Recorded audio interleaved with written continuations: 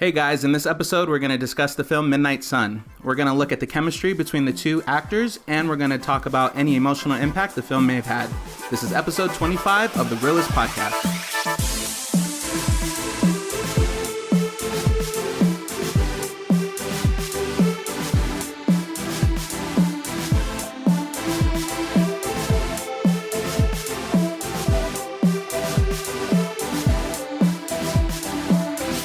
Hey guys, this is Donnie. And this is Oscar. And our pretty producer, Ruben, is sitting next to us. Hello. I don't know why I said pretty. I think because you're dressed pretty snazzy today. Thank you. So I thought I would just throw a compliment in there. So I'm waiting for mine now. You're not. Okay. That look you just gave me, though. My amazing co-host. The one and only. Just amazing. Okay. Anyway. Just amazing. Amazing is a good word. I will take it. I'll take the compliment. I'll run with it. First of all, we have to give our listeners a humongous thank you. Thank you. These past 3 months, we've officially surpassed 1,000 downloads. 1,000 downloads. That's insane. Not that we were keeping track. We just happened to. I mean, not like we check the numbers every single day or anything, but we just casually looked upon them. just kind of check it out when we feel like it. But no, honestly, that's amazing. That's so awesome. We're so excited that we were able to get that many downloads. Yeah, I mean, we're not comparing it to anything, so we're just happy that we reached that milestone. However long it took us. Yeah, it's more than we thought. I thought 200 was probably going to be like our downloads by this point. Yeah, it's definitely, it surpassed our expectations, but that's all thanks to our listeners. Thank you guys. Team Reel-ists out there, you guys are amazing. Thank you so much for all your support. Small but powerful. What'd you say? Small but powerful. Small but powerful, right? But we're not going to be small for long. That's right. Keep spreading the word, people. We're doing a great job. It's showing. We feel it. Our numbers are increasing. Keep spreading us. Keep it up. Well, don't keep spreading us, but... not us, our podcast. Our podcast. We are the podcast. Remember, we're on Facebook, Instagram, Twitter at Team Reel-ists, Team REELISTS, no dash. So please just keep sharing that. We'd greatly appreciate it. What else?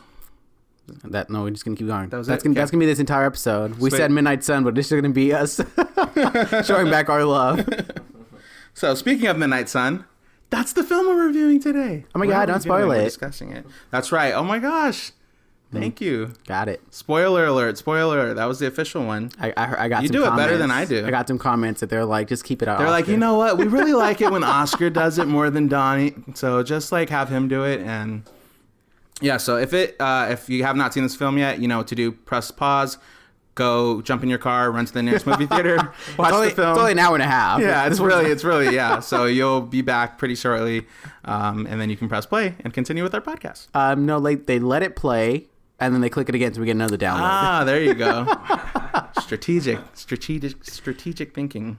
So Midnight Sun is a romantic tearjerker about 17-year-old Katie Price, sheltered at home since childhood with a rare genetic condition, a life-threatening sensitivity to sunlight. Having only her father, Jack, for company, Katie's world opens up after dark when she ventures outside to play her guitar. One night, her dreams come true when she's noticed and asked out by her longtime crush, Charlie, whom she secretly watched from her bedroom window for years. As they embark on nightly summer excursions, Katie's risk to sunlight grows, and she's presented with the gut-wrenching dilemma of whether she can live a normal life with her newfound soulmate. Soulmate. Dang. I don't know if that would... It's just kind of like both of them were just, in that initial phase of love. I wouldn't say soulmate, but okay. Okay, tell us how you really feel, Oscar. I'm ready. I feel like soulmate it's a little dramatic. Who knows? Maybe they weren't even together that long. In that, I mean, like I don't know if you can say soulmate so quickly like that. Yeah. I could see that when you guys are in a relationship for like 25 years at this point, because you guys know each other so well. Like I could see it stating that you're my soulmate kind of thing. But I don't. How long was this? Like a few months? I don't even know if it was a few months. So I think it was like I think a month. I mean, I think the time at which I think it was like it was very short. It wasn't long at all. It was from graduation. So they had graduated, right? In the beginning of the film, everyone Yes. graduated. Yeah. They're done with high school. I think it took place over the summer because right before. He was, he was trying to get into Berkeley. Right. And then shout out to UC Berkeley. Your alma mater. Cal alumni over here. So yeah, so it was over a couple months, you know. I mean, hey, who's to say you can't find your soulmate and... No, I'm not saying that they couldn't be, but I'm just saying that it was too early to give that statement. Right. What did you think about, like, just the chemistry between Bella Thorne and Patrick Schwarzenegger? Like, how believable was it? Like, looking back on the whole film from start to finish. You know, I found it to be believable to the extent that this was a fictional story. I didn't feel like their natural chemistry was something in relation to them, like, actually clicking. I think it was just the script and what they had to say made it feel like it was more natural. Because I felt like they weren't necessarily interested in each other. It was just that's the way the script was written, that they had to feel that way. So I felt like it wasn't necessarily them, you know, actually connecting and you actually be like, man, they should really be together. This really felt like Bella Thorne was playing a character and Patrick Schwarzenegger was playing a character that were interested in each other. That's how I felt. Right. Not to say that they didn't deliver. I just felt like the script did not. The script was one that's carrying their chemistry, not their actual acting. But that's how I feel. What about you? I feel like, and I was thinking about, like, so in the beginning, you know, they graduate, whatever, and the guy, Charlie, he's at a graduation party, and then he ends up ditching that. And then he stumbles across Katie, who's, like, playing her guitar at the train station. And he's, like, so captivated by her. And I was trying to think, like, what was it specifically that kind of, like, drew him into her? I mean, obviously, she's a very pretty girl. It was that and a combination. He didn't know who she was. He felt like he knew, like, all the girls based off his, like, popularity in high school kind of attitude. It was kind of like, you know, he was like, I've seen all of it that the city has to offer. That's what I felt. I felt like it was just more of like, I've not seen you, so I'm intrigued. Yeah, but it seemed like it was like he was so intrigued. And, like, I can understand, like, okay, yeah, there's this pretty girl and she's playing the guitar and you don't know her. So I guess, yeah, maybe that all those factors can, like, make you go, ooh, I want to know more about this girl. But, like, she was, like, being really awkward and she was trying to run away, basically. And she was saying all this, like, weird stuff about her dead cat. And, you know, because she was, like, so kind of stunned that he was standing before her. So, like, I was just thinking, like, I wonder, like, in real life, if a girl was saying all the, like, kind of awkward things she was saying in the movie, would the guy be like, this chick is weird? Like, I mean, I can see, I can see just kind of unbalanced, like a jock kind of character stereotype, being like, all right, you're not that cute anymore. You're more just attractive. But I mean, Charlie was a very nice person. And yeah, I think when you continue seeing the movie played, it started off like he had that stereotypical, oh, I'm the cool dude. You know, I had this great, sports life, and I got injured. I'm this jock, and I have these cool friends. Yeah, and we're drinking beer at this it started party, off with that attitude, or at least that feel for that. Mm-hmm. And so at first, it felt like it was just one of those, like, oh, you're someone new that I can be with, someone different that my friends can't say they know, blah blah.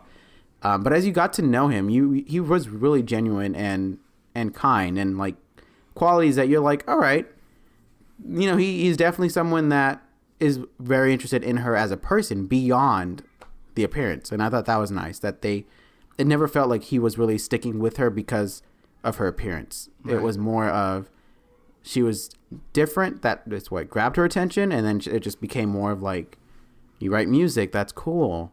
Oh, you're very odd. You like to only hang out at night. Like, it was those kind of things that, just got him intrigued more so than, like, you're just another girl that I want to date just to be, like, cool about it. Right. Because that one girl that was, like, the popular girl, I guess, he was not having any interest. Yeah. And it was because it was like, because he was so fixated on Bella Thorne's character. Well, even before too, he was just like, nope, not interested.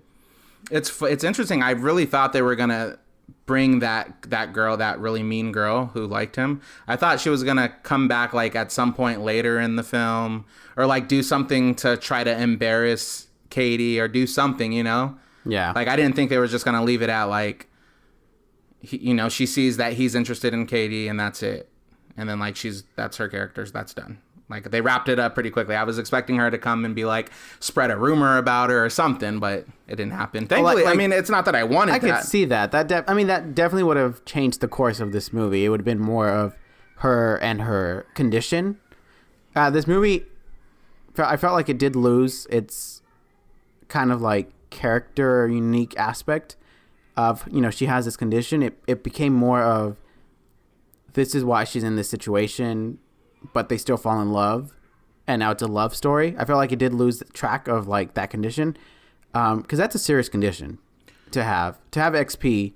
I don't know what it's officially called, but yeah, I don't know how to describe XP. XP. We'll stick with XP, but I don't know if you guys. I actually looked it up, and people that have that condition, there's a lot of physical things that they go through, and I feel like this film kind of.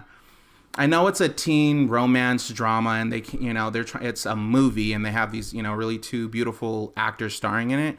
But I feel like they kind of glamorized the condition a bit, because when some of the images I pulled up, like that does, like any sunlight does super damage to your skin. Like it makes your eyes bloodshot red and cloudy. You get like growths on your skin. Like it's a really, really bad, disorder to have. No, and I feel like so like the only thing that we saw in the film that she got when she was exposed to sunlight for a little bit was like what looked like a little tiny bruise on her arm. But that was it. And then the rest of it, she's just flawless. Physically at least. And when she does eventually get sick, so like midway throughout the film, she's on a date with Charlie, and then they lose track of time, and they, or like, well, then the sunset almost comes up, and like. Well, then there's that talk of that last scene when she pretty much just wanted to be with him in the sun for that last breath, I guess you can kind of say. Skipping ahead, man. No, I'm just saying, but like, no, she was in that sun for an extended amount, and I know they didn't really show it, but like, she got that little mark from like a few seconds of that hitting her. Yeah. But they glamorized in the sense that they didn't show her like being affected by the sun. It was just kind of like, she was out there on like, so yeah. So we're fast forwarding to the end where she's like out on the boat under sunlight, like direct sunlight for a pretty lengthy amount of time. That they're showing. Yeah, it's not like they're just like, it's just like. And by this time she's already like pale and like have tremors, and it's bad. But like, yeah, they didn't. I was thinking that I was like, after I found out like what happens when people with XP are under the sunlight. I'm like, I feel like they did glamorize it. They did make it like this movie magic moment where it's like in real life, she was probably like in a lot of pain or probably feeling something, Yeah, and not like I'm just free, kind of, yeah. But at the end of the day, it is a movie and it is a love story, so we understand what they were trying to do with that last scene. Which, since we're there, I just want to say.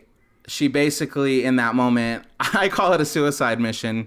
She knew she was going to die. Everybody knew, like, if you go on out into the sunlight, you're going to die, right? I mean, we've been told that throughout the whole film. The doctor said it, and her dad has, devoted his life to keeping her indoors. And then she was like, Dad, I want to, and it was kind of like this understood, like, it's time to let me go kind of thing. And she wanted her last memory to be with her boyfriend on this boat. Soulmate. Her soulmate. That she had been, and she had been like dreaming about this her whole life. And I get it.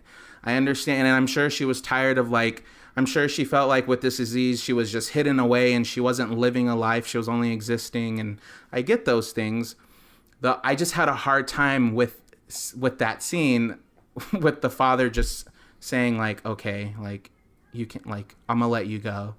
Yeah. Because you're essentially saying, I'm going to let you go die. And I'm sure. I mean, whether she was, I'm sure maybe she was ready to go. I don't know. I mean, and it's even different. Like, it's difficult, not different. It's difficult even when it's like, if someone close to you in the hospital and you're just seeing them, they're like, if they're brain dead or in a coma, it's even hard to kind of just pull the plug on that too. So it's like she's still alive. You still have the option to talk to her and be able to, just give her reasons why it's worth, not doing this decision. I understand. She wanted to do that, just let me do my life. Let me live my last few moments how I want to. Mm-hmm. But, I mean, it was like he was going to come back. It's not like he was, gone forever. This was the last day. You're never going to see him again. It was right. He said, I'll be back in an hour. Yeah. I was like. So if I was the father, I would have been like, honey, you need to sit down for an hour. He will be back. Right. But he was, I don't know. I was like, I get her desire to do what she always dreamed of being, in front of the sun at the beach with her mom. Right. Like that fantasy she had. Yeah, and I was kind of like playing throughout the film. But but to me, I was like, touching. Didn't you realize that the things you were enjoying were coming when you weren't expecting it or you weren't trying to go for it? Mm-hmm. Wouldn't you feel like that would be the best way to continue going for it? Why would you still want to stick to, I need to do something that I envisioned?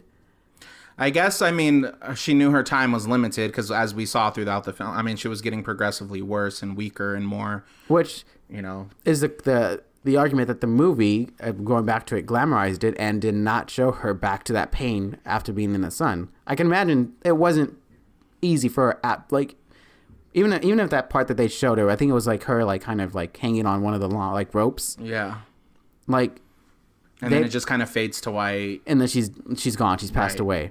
Like time has passed, kind of thing. So are we wishing they didn't do that?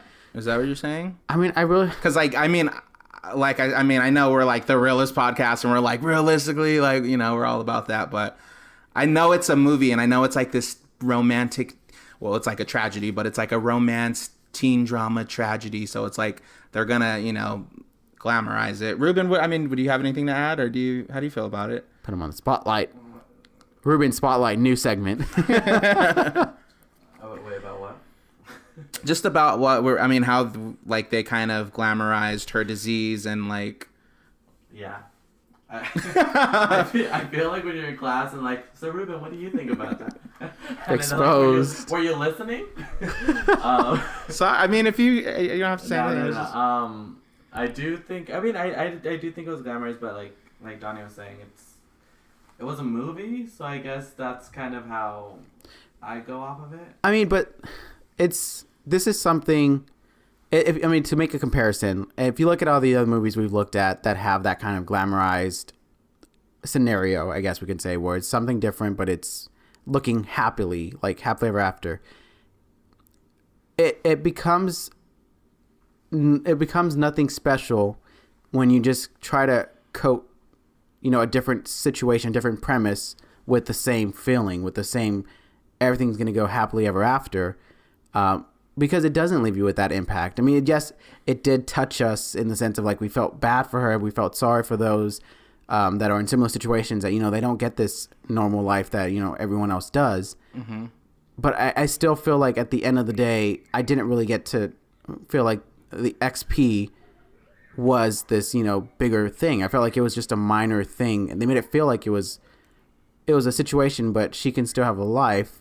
I don't know. Supposedly, even being in the moon is still like moonlight is still a bad impact on your skin kind of stuff. I know it's not sunny and not warm, but I don't know. I feel like the movie just kind of said this movie is different because she has this condition, but at the end of the day, this is about love, or this is about falling in love with someone that you fantasized for a long time. I just felt like it lost its impact when it tried to coat its premise with the same stuff you expect in a romance movie. Yeah. And I think a good comparison would be A Fault in Our Stars. When you saw that one, it was a little different. And that's why I'm sure a lot of people remember that movie more so, because it just had that different situation where it wasn't a happily ever after at the end. Spoiler alert for that movie. But dang. Oh, you just lost all our listeners that were planning on seeing that movie. But no, I get what you're saying. I totally get what you're saying. And even in the theater, you're right. There was not, it followed the same kind of premise that every other romantic teen film carries. Only with the minor detail of she had XP. Mm-hmm. But because we didn't see any immediate kind of real, hard to watch consequences of her being in the sunlight, it did seem it kind of made it seem the condition's not a big deal. Even though you're being told throughout the whole film it's a big deal, this condition is life or death, we didn't see any immediate consequences, not really until the end, So it's and then, but to be honest, switch it, and I know because they say it in the movie, just switch it. Switch your mind that this isn't XP, but she's a vampire. It's still the same plot. If you can't Twilight. It's But like it's like Well, you know, yeah. It's just used as like an excuse. if you're gonna, I just felt like, you know, this is a real life thing that a lot of people expose. This would be a great opportunity for them to, one, get their voice heard, that, you know, this situation is very difficult for them, but at the same time, maybe they still can find someone that still loves them, or I'm sure there are people that will still love them. So I mean, I like that's why I liked Charlie. I think one of the biggest problems I had was that middle scene where she was like, I can't tell Charlie. I was like, he looks like a guy that can accept this kind of news. He doesn't look like you'd be like, oh, you know what? It's not going to work out. I'm out. yeah, I get it though. She didn't want to tell him. I mean, she said it like she doesn't want to just be like the person with the disease. She wants to be a normal girl, you know. So I know we all can understand that. I'm like, we could feel where she was coming from. But yeah, he definitely wasn't. It's not like he was going to be like, oh, you have XP? I don't know if I can handle this. Like, by that point, we knew Charlie was a good, solid guy. He wasn't going to just flee. So, yeah, she definitely could have told him. Because the thing is, the scenes we saw with Charlie were more so with her presence around. So we kind of knew Charlie in a similar sense as she did. Yeah. But just based off on how he was interested in her and how he talked to her, I don't know. I felt like I could trust him with that information. And yes, of course he's going to see me differently. He won't probably, you know, be like, oh, this is just someone, you know, different that I like. This is someone that has a condition. Yes, that's going to come in a factor, but I don't know if that would, I mean, I get it. I get why she didn't tell it, but it's kind of just more of like, is he not passing your test to tell, like to trust? I don't know. Yeah, I think he proved himself pretty well. He was a good guy. Obviously, too, another good guy, her dad, who was like, I mean, Dad of the Year award goes to him. And there was a lot of touching scenes in that movie, and like specifically the one with him when she was basically setting up a dating profile for him and basically saying, I want you to have a life after I'm gone. That was like a very, very emotional scene to watch, at least for me. Because that's where she's accepted it, but she's accepted it. And I just can't imagine most people plan to, like, you know, outlive their parents. Like, maybe their parents are going to die before them. They, you know, you kind of grasp that concept. But I don't think any parent ever thinks about, oh, like, I'm going to outlive my child. So it's like, to hear your child telling you that, it must be like just, I can't imagine, gut-wrenching. And I think it was, I thought it was just really well acted. Yes. I thought it was very believable. Official Oscar's favorite scene. Is that your favorite scene? Yeah, that is. Dang it. That was my favorite scene. As you said, don't try to have something different. Or who said that? Two called me out on that last one when I said, I was like, oh, just think of something different. Why are you stuck in the past? We're in this week. Let's focus on this week. So about the past. Next episode, we'll see about that. But yes, no, it was touching. It was one of those scenes that I felt definitely was beyond like the movie in itself. It was like one of those things where, as a parent, I'm sure that is one where you probably thought for a second of like, would I be able to say goodbye to my child? Mm-hmm. And it could even go an extent to, would I be able to, you know, say goodbye to my pet? Because when you really had that love for that person or that pet, to say goodbye, it's hard. And the fact that the daughter, you know, she was like, I'm accepting this. Yeah. That's even worse, because now you're just like, I have to too. Like, right. You know? And I think a lot of the more emotional scenes in the film, those were the scenes that I liked the best, because I think too, a lot of them were like with her dad, or there's some of them were with Charlie too, but in the emotional scenes, that's when they were focusing on the disease and on like her dying basically. Whereas like in the beginning, the first half of the film, a lot of the scenes were just her and Charlie, and they were getting to know each other and dating and having fun, and it was focusing on the romance. So it's like, I get they were trying to do both. They wanted to tell you like, yeah, this romance and this love story is beautiful, and we want to tell you also about this, you know, her disease and what she's going through. But I wish I don't know, I really gravitated more towards the second half of the film and those more emotional, heartfelt scenes. That's definitely what like drew me in. But can you imagine, like, landed me had home. The script had her tell him, and they just still had that romance inside the house, I feel like that still would have had the impact of XP. I feel like they really should have had that going outside is more like that suicide mission that we said that she made initially. I feel like that probably would have had a bigger impact than her going out at night. I mean, I know the sun. I feel like the sun not being there at night. I don't know if that is in real life. I'd have to do some research. I just felt like there would still be some impact at night. Like, I don't feel like it would just be like you look. Well, I think it's the UV rays. It's the ultraviolet light from the sun that's the damaging. But isn't that still reflected from the moon? Like, that's why the moon shines, because it's the sun still hitting the moon. But I don't think it's emitting UV rays. It's not direct rays. We need a scientist. If you're facing away from the sun, you're just seeing the light reflected on the moon. But it's not direct. Yeah. The direct rays that come from the sun. You're seeing the light that's coming from the rays. I'm going to do some research. Well, I'm going to pull up my trusty scientist Google. One moment. Wow. Ruben, did you have a favorite scene?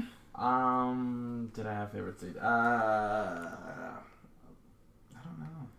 I think it was the dad one. Yeah, it was sad. And I felt like that was the first time and the only time that they really kind of got real about everything. Yeah. Because otherwise they weren't doing anything. They never had a scene where they talked over her disease with her. So they never told her she was dying. It just kind of was understood she knew. The friends never had that conversation. The boyfriend, they didn't even show... What's his name? Charlie? Yeah. They didn't even show her telling Charlie. It's just eventually he just knew, right? Yeah, it was after she almost... after she had that scare, when she was racing home, then they were like, her friend ended up telling her she has XP. Yeah. And then he went home and did some researching on his own and figured out what it was. Yeah. So it's like, that was the only scene where it was actually acknowledged, like, multiple people know this and we're going to talk about it to some extent. And I feel like that's kind of what made it even worse, because it was kind of put in your face, like, I'm going to die and I need you to move on with your life. Yeah. And that's kind of just made it very real. Yeah, that was I think that's probably all of our favorite scenes, because it was real. It wasn't that they weren't trying to be, like movie magic here. They were just that was the realest probably. That was the realest scene of the film. Yeah, and it was just it was great, beautifully acted. What'd you find out? I saw you do some research. I found out that. I mean, I don't know how I can't really trust these sources. This isn't like, NASA.org. It's Wikipedia. It's Quora. Is that what it's called? Quora, whatever. That's the website. According to someone's answer. Oh my gosh. Let me stop you there. What did it say? The main point is that, UV rays are always present. It's just not as strong at night. So it's kind of like what you guys are saying, but it's still there. So okay, good. Not by a trusted source. So that's the disclaimer. You were right, and we were right. That's what this person was saying. Even though it sounds like we kind of were more right. Well, after the episode, if we're still stuck on this debate, then we can do a little more research. That's funny. Well, all right, so that's what we need all our followers to. Yeah. Everybody chime in. Let us know. Let us know who has a science answer. Bill Nye, are you listening? What if he really did just like drop comments on our like Instagram or whatever? I'd be like, he has to be on this show. We're gonna have a science segment. That would be so Can this cool. happen in real life? He could give us the scientific perspective of like all like the sci-fi films we do. Exactly. Ooh, that'd be cool. That would be so Speaking dope. of sci-fi, Mr. Bill Nye, if you're listening, please. Everybody tag him. Yeah. Share this podcast with him. We just have one question. Not that there's no other scientists, but that's awesome. All right, well, final real score. Ooh. After everything we talked about. Ooh. After everything I said. What's your final real score? I'm gonna say a 2. Ooh. Wow. Was that a puppy? Yeah, it was like a puppy whimpering. I was trying to do Oh my that. gosh, I take it back. I made a puppy cry. I can't give it that score. 4 out of 5. 2 out of 5, huh? 2 out of 5 would be my score. Okay. Mainly because I just feel like this movie didn't bring a difference to any common romance movie you expect. They try to have that starting point of this is something, with a condition that makes her life different, but I just felt that the condition was used more as a plot device more so than an actual person's experience. I don't know how they got to this like story. I don't know if they talked to people with this condition. I don't know if there was someone, the person that I think you said it was what? So so the random fact I gave you guys before we started recording was that this was originally a Japanese film, and that it was remade to target an American audience. But another fact that I found out is that this condition XP is 6 times more. It shows up 6 times more in Japanese people than any other people. So that's probably why. I mean, it makes sense that it was a Japanese film because it affects Japanese. So I mean, that would bring the question as to like how much did they do the research beyond what like I just did? Like, was it more of like, did they speak to people with that? Did they, that's yeah. But I feel like the movie itself just used it as a plot device to tell this teen romance movie, which is fine. Teen romance movies are great because you look back at your own teen life and you kind of be like, I wish I had this kind of scenario. Like I did wish, I had met someone like Bella Thorne's character, Katie, right? Mm-hmm. Katie, she was awesome. As a person, she was amazing. Yeah. I don't know about her singing. That's a different. Wow. Dang. Wow. Like now you're getting personal. No. That's like I didn't feel like it was. Anyway, that's yeah. But her personality was great. Like her awkwardness, her little fun things that she knew about the stars. Those were some nice things that that made her stand out as a character. Mm-hmm. But unfortunately, it was something that I would have liked more of taking it. I don't want to say serious because that would have definitely changed the genre of it. But maybe I don't think it would have changed the genre of it. You don't think it could have? I mean, it could have been. I feel like it would have been more. It could have been more drama if they did. I would have liked it to be more drama, but that's just me personally. Well, that's my score. Go ahead, take it over. Okay. What's your score? It's not that different than yours. It is a 2.5. I'm a little more nicer. And I got a puppy dog. Oh my gosh! What? Well, that's a 2. I'm like that's under 50%. I'm at least 50%. You made a baby cry. I give it a 2.5 because, like I said, the first half of the film, it was, and I kind of whispered this to you in the theater. I was like, I feel like I'm watching a Disney film. Like it was it was a little campy, a little cheesy. The interactions between Bella Thorne and Patrick Schwarzenegger, there was just like, and she was trying to be this awkward kind of girl who was just like so smitten over this boy. It was just a little cliche for me. However, once the drama started happening, we got a little more emotional scenes going, and then I think it kind of, at least for me, it like saved the film from completely like crashing and burning. And I felt like there were some really beautiful moments in that second half of the film. And I think Bella Thorne Ruben said this last night, that she plays dramatic and like sick and dying pretty well. And I think she does. It was really believable. Really well makeup done on it too. Yeah, the makeup was good. Even though, like I had said, I mean, people with this disease don't just get pale. That wasn't really realistic. But I didn't know that watching the film. So I still believe she's sick and she's dying. Oh my God. And, and I felt bad for her. But it had some, it was, like I said, beginning cheesy, campy, towards the end, really emotional, heartfelt. My eyes were wet the entire second half of the film. Like they weren't dry. Like one tear came down, but, nope, not for me. And for those reasons, that's why I give it a 2.5. Yeah. Ruben? What's your score? Do you have a score? I would give it a 2.5. Probably for the same reasons. Halfway through, I mean, the first half was really cheesy. Bella Thorne was like, it kind of felt like she was like at a workshop trying to play the nerd.